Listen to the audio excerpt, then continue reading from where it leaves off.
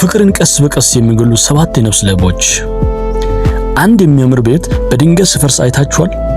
ምክንያቱ ሁልጊዜ የሚከሰት የመሬት መንቀጥቀጥ ወይም ከባድ ዝናብ አይደለም። ምክንያቱ አንዳንዴ ለዓመታት ከስር ሲበሉ የነበሩ ጥቃቅን የውስጥ ምስጦች ናቸው። ትዳርም ልክ እንዲሁ ነው። በትልልቅ ክህደቶች ብቻ ሳይሆን በየዕለቱ በምናደርጋቸው ጥቃቅን ግን ገዳይ በሆኑ ልማዶች ይፈርሳል።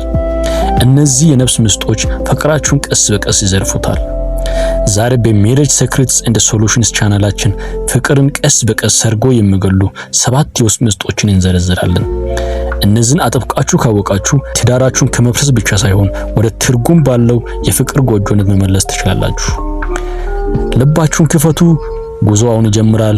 በተለይ በቪዲዮ መጨረሻ ላይ የመፍትሄ ሐሳቦችን ስለማቀርብ እስከ መጨረሻው ተከታተሉኝ።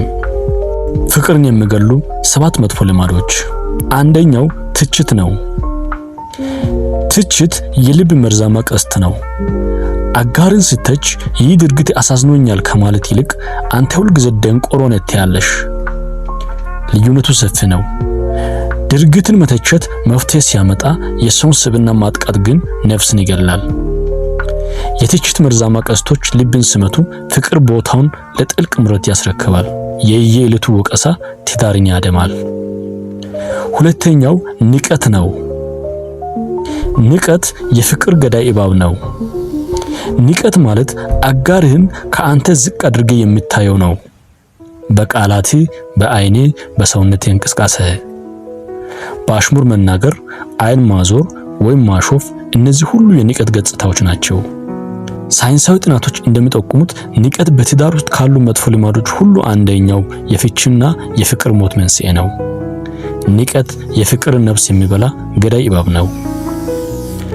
ሶስተኛው ዝምታ ወይም መሸሽ ነው። ዝምታ ወይም መሸሽ የስሜት እስር ቤት ነው። ጭቅጭቅ ሲነሳ መልስ ሳይሰጡ ዝም ማለት ወይም ቤትን ከፍቶ መሄድ ወይም ትቶ መውጣት መፍትሄ ይመስል ይሆናል። ግን ይህ ዝምታ በአንተና በአጋሪ መካከል የማይታይ ግን የማይበገር የስሜት ግንብ ይገነባል። ግንቡ እየከረረ ሲሄድ የልባችሁ ድምፅ መደማመጥ ያቆማል። ያን ትዳራችሁ የብቸኝነት እስር ቤት ይሆናል። አራተኛው ምስጋና መጥፋት ነው ወይም አመሰግናለሁ ማለትን መርሳት ነው። አመሰግናለሁ ማለትን መርሳት የፍቅር መድረቂያ ነው። በመጀመሪያ አካባቢ ለሚያደርገው ትንሽ ነገር ሁሉ አመሰግናለሁ ትይ ይሆናል። አሁን ግን ግዴታው እኮ ነው ብለሽ ታስቢያለሽ። አድናቆት የጠፋበት ቤት እንደ ነዳጅ የሌለው መኪና ጉዞ እዛው ይቆማል። አመሰግናለሁ ማለት የፍቅርን ነፍስ የሚያረሰርስ የዝናብ ጠብታ ነው። ሳታረሰርሹ ፍቅራችሁ ይደርቃል፣ ይጠወልጋል። አምስተኛው ሌላ ሰውን እንደ አርያ ማየት ነው። ይህ የደስታ ገዳይ ነው። የኤኬሊት ባል እንዲህ ያደርጋል አንተ ግን፣ ወይም የኤኬሌ ሚስት እንዲህ ውብ ናት ማለት ትዳሬን ከላሰው ማህበራዊ ህይወት ጋር ማወዳደር የራስን ደስታ በገዛ እጅ መቅበር ነው። ማወዳደር የጥፋት መነጽር ነው። በእሱ ሲታዩ የትዳራችሁን ልዩ ውበት ታጡታላችሁ። የራሳችሁን ሰላም የሚዘርፉት እናንተ ራሳችሁ ትሆናላችሁ። ስድስተኛው ነጥብ የገንዘብ ምስጢር ነው። የገንዘብ ምስጢር ደግሞ የመተማመን ስብራት ነው። ባል ሳያውቅ ብድር መበደር ወይም ሚስት ሳታውቅ ገንዘብ መደበቅ። ገንዘብ የትዳር ምሰሶ ነው።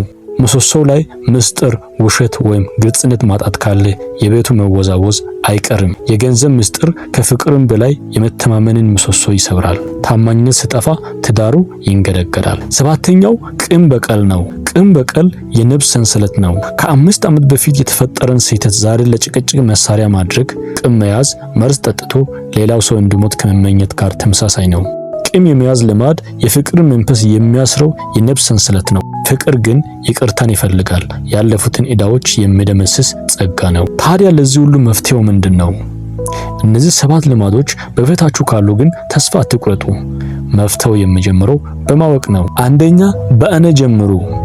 አንተ እንዲህ ያደረግህ ከማለት ይልቅ እኔ እንዲህ ተሰማኝ ማለት ልመዱ። ሁለተኛ ዕለታዊ አድናቆት። በቀን ቢያንስ ለ3 ነገሮች አጋራችሁን አመስግኑ። ሶስተኛ የጋራ ግብ ይኑራችሁ። ስለ ገንዘብና ስለ ወደፊት እቅድ በግልጽ ተነጋገሩ። ትዳር በየቀኑ የሚታደስ የሚታረስና የሚንከባከብ የተቀደሰ ቃል ኪዳን እንጂ አንድ ቀን ተፈርሞ የሚተው ወረቀት አይደለም። አንድ ቀን ተፈርሞ የሚቀር ወረቀት አይደለም። የትዳራችሁን የአትክልት ስፍራ ከነዚህ የነፍስ ሌቦች ጠብቁ። ከነዚህ 7 ልማዶች ውስጥ በብዛት በቤታችሁ የሚታየው የትኛው ነው? የራሳችሁን ተሞክሮና መፍትሄ ከታች ባለው ኮሜንት ላይ አጋሩን። የእናንተ እውነት ለብዙዎች ብርሃን ይሆናል። ይህ ቪዲዮ ልባችሁን ከነካ ለሌሎችም እንዲደርስ ላይክ እና ሼር ማድረጋችሁን እንዳትረሱ። ለተጨማሪ ጥልቅ የትዳር ምስጢሮች እና መፍትሄዎች የእኛን ሜሬጅ ሴክሬትስ ኤንድ ሶሉሽንስ ቻናል አሁን ሰብስክራይብ በማድረግ የቤተሰባችን አባል ይሁኑ። ሰላም እና ፍቅር ለቤታችሁ ይሁን።